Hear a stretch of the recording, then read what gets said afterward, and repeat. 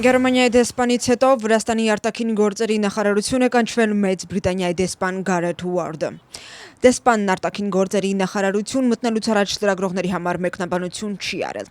Ինչպես նշել են արտաքին գործերի նախարարությունից, Գերմանիայի դեսպանին պարզաբանվել է, որ Վիեննայի կոնվենցիայի համաձայն դիվանագիտական առաքելության անդամը պարտավոր է չմիջամտել հյուրընկալող պետության ներքին գործերին։ Վրաստանի վարչապետն անդրադարձել է դիվանագետներին արտաքին գործերի նախարարություն կանչելու հարցին։ Իրաკლի Կոբախիձեի խոսքով, սա դիվանագիտական միջոցառում է, որը նպատակ ունի դեսպանների գործողությունները վերադարձնել դիվանագիտական շրջանակներ։ Կոնկրետ դեսպաններն անմիջականորեն ներգրավված են քաղաքական գործընթացներում, ինչը ժողովրդավարության սկզբունքի կոպիտ խախտում է, եւ սա Վիեննայի կոնվենցիայի սկզբունքների կոպիտ խախտում է, սա պահանջում է արձագանք, հայտարարել է Իրաკლի Կոբախիձեն։ Ըստ Վրաստանի կառավարության ղեկավարի, Վիեննայի կոնվենցիան արգելում է քաղաքական գործընթացներին միջամտությունը, որը Վրաստանում շատ կոպիտ ձև ունի։ Վրացական քաղաքական դաշտում շարունակվում է քննարկվել Գերմանիայի դեսպանին արտաքին գործերի նախարարություն կանչելը։ Նշված փաստին հաջորդել է դիվանագիտական առաքելության ղեկավարի բավականին կտրուկ արձագանքը, որին կառավարության առաջին պաշտոնյաները հաճախ մատնանշում են երկրի ներքին գործերին միջամտելու եւ արմատական օրակարգին աջակցելու համար։ Դեսպանը նախարարություն կանչելը համարում է դիվանագիտական պատժամիջոց ու կրկին հայտարարում է, որ երկրի արտաքին քաղաքականությունն անհամատեղելի է Եվրամիության անդամակցության հետ։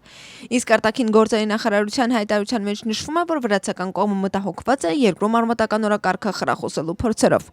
Իգիտություն Գերմանիան Եվրամիության 27 երկրներից մեկն է, որի անունից Եվրամիության ներկայացուցչությունը 3 բավականին կտրուկ հայտարարություն է տարածել եւ պատասխանել է կառավարության մեղադրանքներին ուղղված առանձին երկրների դեսպանատներին։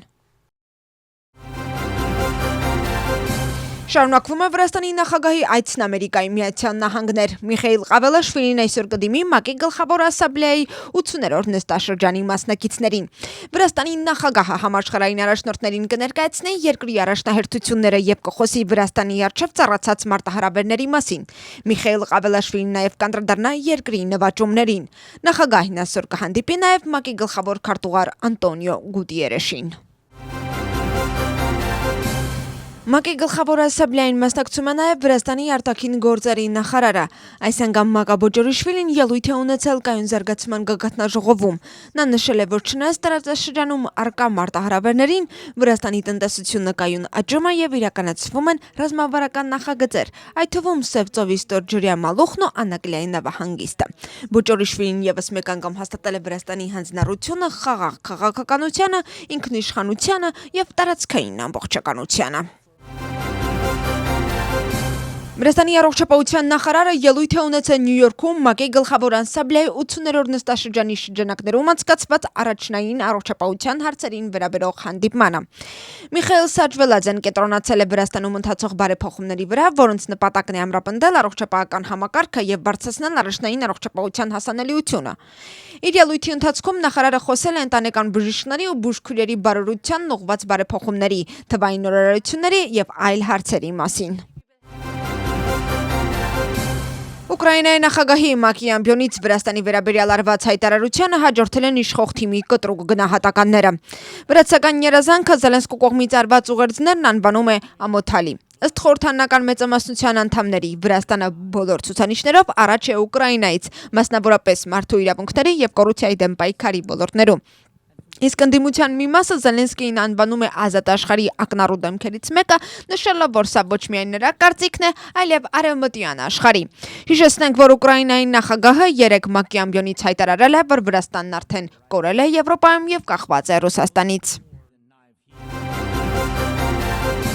Վրաստանի վարչապետն անդրադարձել է Ուկրաինայի նախագահի կողմից ՄԱԿ-ի ամբիոնից Վրաստանի վերաբերյալ արված հայտարարությանը։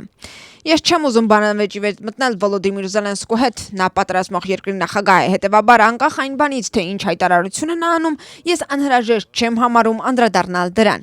Ինչ վերաբերում է ժողովրդավարության եւ մարդու իրավունքների առումով իրավիճակին, ապա Ուկրաինայում այս առումով ողբերգական իրավիճակ է, թե ժողովրդավարության, թե մարդու իրավունքների առումով։ Երբ այդ ժամանակահատվածում Վրաստանում խոսում են ժողովրդավարության ու մարդու իրավունքների մասին, սա ինքնին անհեթեթություն է։ Վրաստանն անվնապահ առաջատարն է Եվրամիության թեկնածու երկրների շարքում, այդ թվում ժողովրդավարության եւ մարդու իրավունքների առումով։ Մենք 10 գլուխ բարձր ենք բոլոր թեկնածու երկրներից, թե մարդու իրավունքների, թե ժողովրդավարության առումով, հայտարարել է Իրաքլի Կոբախիձեն։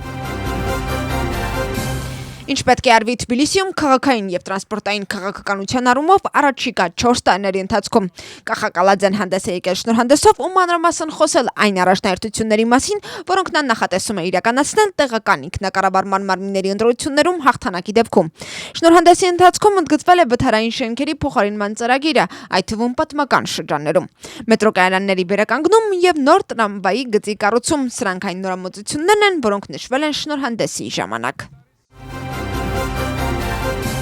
Վրաստանի վարչապետը հանդիպել է Կարմիր խաչի միջազգային հանձնաժողովի պատվիրակության ղեկավարի եւ Կարմիր խաչի միջազգային հանձնաժողովի անհետ կորած անձանց հարցերով հատուկ ներկայացուցչի հետ։ Հանդիպման ընթացքում քննարկվել է Վրաստանի ու Կարմիր խաչի միջազգային հանձնաժողովի միջև անհետ կորած անձանց որոնման եւ նույնականացման ուղղությամբ շարունակական համագործակցությունը։ Նշվել է Կարմիր խաչի միջազգային հանձնաժողովի կարևոր դերն այդ գործընթացում։ Ուշադրություն է դարձվել Վրաստանի բռնագրաված տարածքներում ստեղծված իրավիճակին ու հակամարտությունից տուժած մարդկանց աջակցությանը։ Հանդիպմանը մասնակցել է նաև հաշտեցման եւ քաղաքացիական համահավասարության հարցերով պետնախարարը։